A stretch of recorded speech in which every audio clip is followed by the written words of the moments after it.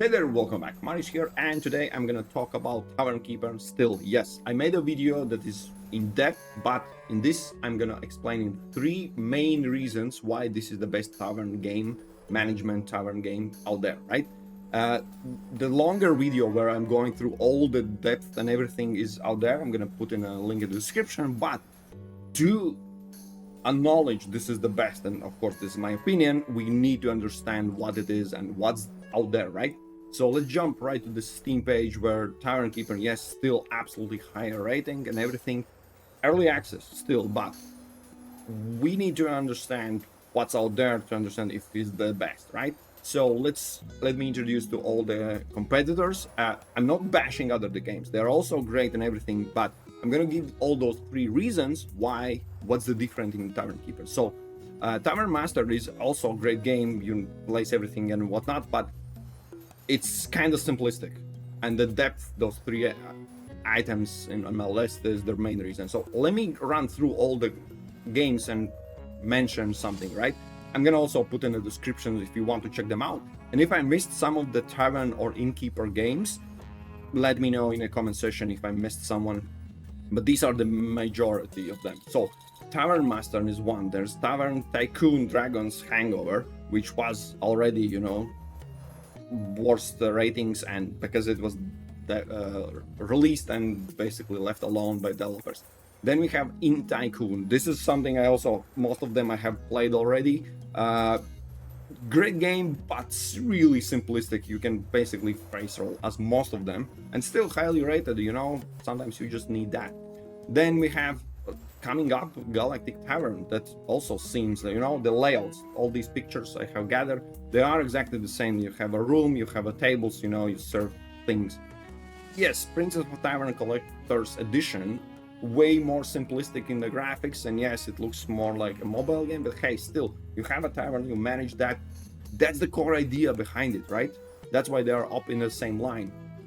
Here we have Tavern Hold, which also has all the elements, but we are going in a weird direction where the games differ a lot more. This is also a tower defense game.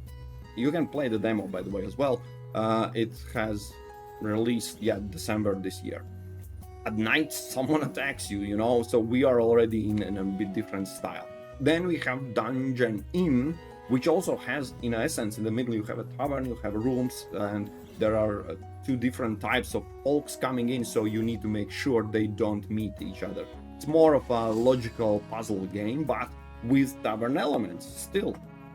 Count me in.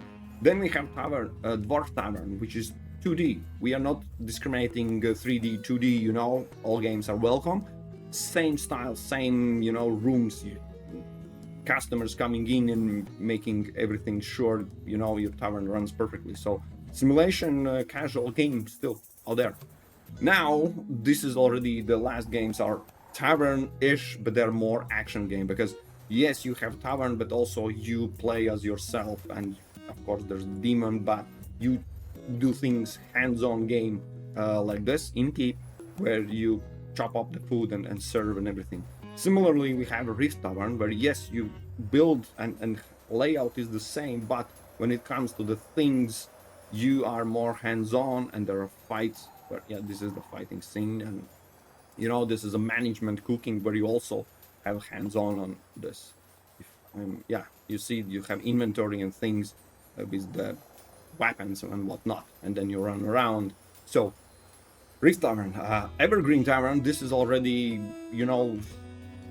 following the pattern. Yes, you have a tavern, you have a customers to serve, but you do it yourself, right? More on action and fishing. Of course we have fishing in game. Ale and Tail Tavern, this is also a game heavily pushing emphasizes on co-play, because you can play with friends. What not allowed when you can split the tasks and serve your customers. At essence, tavern, but less of a management and management, but through different aspects, like serving yourself. And Innkeep as well. You have the room, you have everything set up, but you serve things. So I'd say these last games are a little bit out of the style and comparison with Tavern Keeper. but there is one game that has the closest possible to Tavern Keeper. So biggest competitor is good old Crossroad Inn. And yes, we have already the problem, which is the game was put out and then just dumped. You know, there's a lot of bugs, everyone complains, but in the defense, when you play through the campaign and everything, you have named characters, you have their specific traits, they learn, they ask, they side quests, you know, there is some essence to it. So I'm already revealing what I'm going to talk about. The first point why Tavern Keeper is the best is the characters are not just +1 servant or +1 chief that, you know, just an NPC that runs around. They have some stories, some backstories, some involvement, not just because of the being. So this game also has that level. It is most in depth as far as I can tell from all of them, besides the fact they're buggy as hell, and you know, 54 rating is not screaming absolutely greatest, so you know it's already winning part. So why developers dumped it? Because they went to make the next Crossroad Inn 2. This could be the up to the bar to the Tavern Keeper when it comes out, which is unknown because it's still to be announced. So if they keep all these depth from the first Crossroad Inn and fix the bugs and release the game in way better state, or longer the support period, it could be, you know, toe-to-toe to the Tavern Keeper. So when we are talking about bugs and things, I still need to bring up this thing about Tavern Keeper. Tavern Keeper was released on 3rd November. This is actually the 4th bonus point I'm giving to you why this game seems, all indications show that it will be great to have and play. 3rd of November released, and 4th of November immediately they started patching as soon as they had reports about bugs and whatnot, right? Up until when I'm recording this on 15th, so full 10 days have passed and they have released 37 patches. So do developers care about the game? Hell yeah, they are in and out. And I'm not talking about 3.7 point patches per day. It includes Saturdays and Sundays. They are working day and night.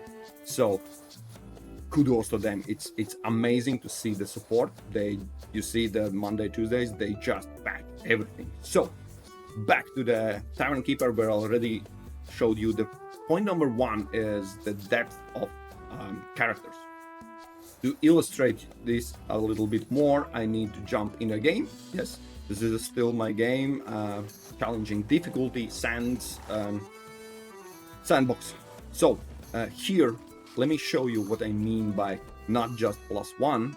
These are all my characters, all my employees that have different levels, different names, different what they do when the critical happiness drops.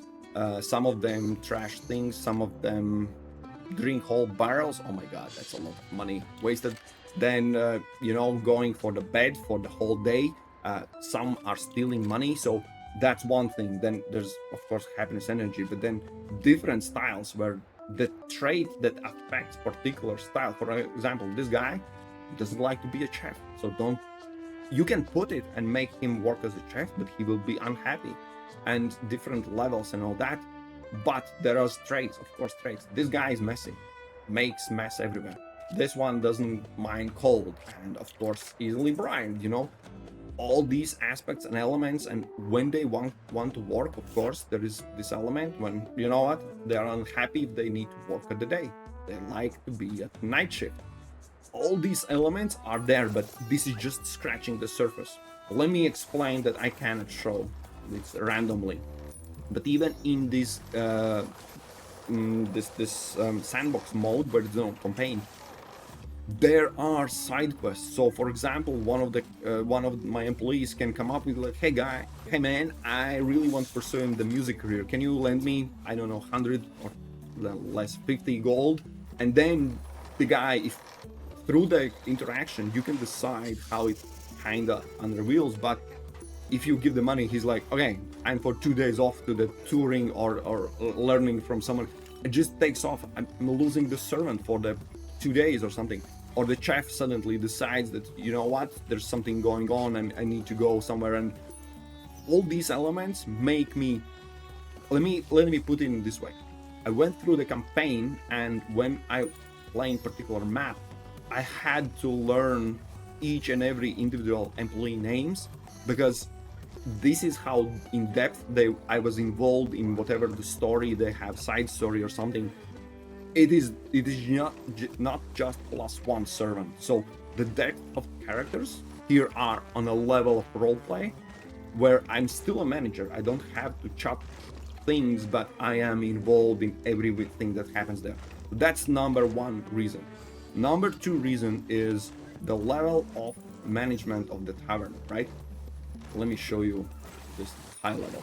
So most of those tavern innkeeper games that I already showed don't have this level of character, the employee depth, but let's talk about depth. In most of them, they have brightness, right? I have the lanterns, I have chandeliers, so I have brightness. Most of those games have nothing unique here.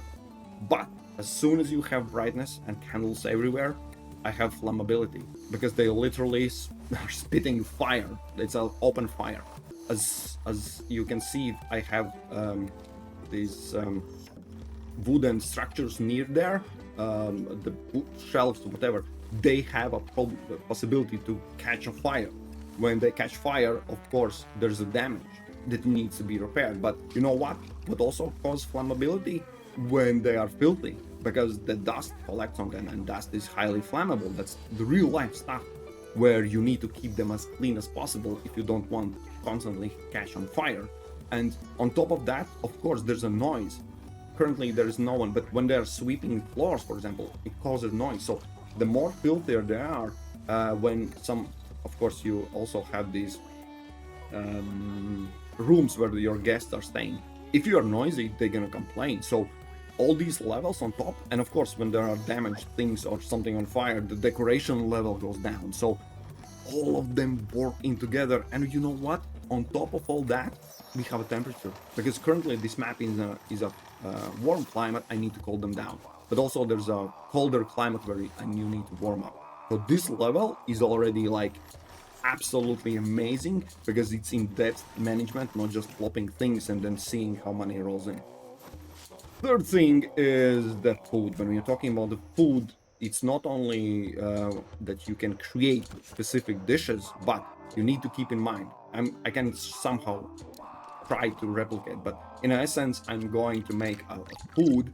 So here, when you pick a flavor, what to add, what kind of type of meat, you can order different type of meat, and they have different tastes, different, preferences from your, Orc 3 rating, for example. Absolutely they don't like this chicken, so whatever I put it's not gonna fly. But I can counter that if I have some different ingredient that do some other aspect of the food, right? So I currently have only one, because you need to order them. It's out there in the map. I can order everything and then decide what and make a lot of combinations for different foods. But this is just partially of the thing. Let me bring it back. Which also the end result is shown here. I'm in top of it, but here is how they will react, how they like the food I created. Similar to one of my favorite games, that is Pizza Tycoon, old game where you make a pizza and whatever ingredient you put, there are like snobs like, I don't like olives, or kids are like, oh yeah, make it cheese, raining cheese. And this is the closest to that, which is absolutely amazing, but it's not that. Not it. When you create a food, I have an example, I screwed up a little bit. The pricing also matters. So you see, I'm asking too much of a stew. No one wants it. As soon as I change it, let's say this, but maybe morsel soup is too cheap, I increase the price, and you see what happens. You need to find equilibrium. Otherwise, too cheap, because ingredients cost. You need to get the money back. But if I am asking too much, no, I want to ask too much, I'm gonna squeeze them out. So you see, you need to balance the price of everything, and the food combination that I made matters. And for example, if you give this or this grilled stew for free, they will just grab that. They don't, nothing else. But as you increase the price, they're like, you know what? Let's put other things. And it adds complexity. It's add together, and it's amazing game. All those three aspects. We have really in-depth characters, we have really in-depth management, and we have the menu that is absolutely amazing. And on top of that, they're patching the game as crazy. What not to love? Guys, these are my 3+1 bonus reasons why I think this game is absolutely the best. And yeah, let me know what you think about this. This is a shorter version, longer version in the description, but I'm stopped rambling about this, and we'll see you in other videos, shall we?